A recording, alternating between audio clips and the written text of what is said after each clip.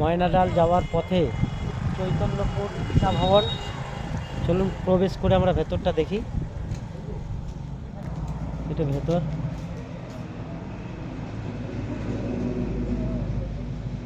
আমরা বেরিয়েছি আজকে তো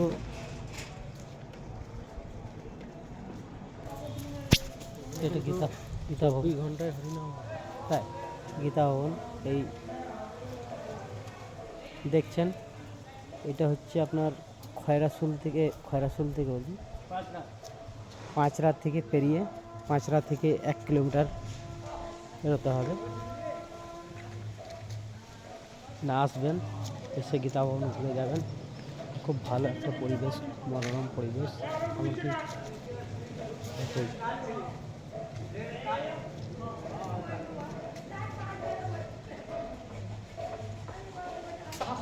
রান্না হচ্ছে, ঠাকুরের সেবা হবে গীতা ভবন।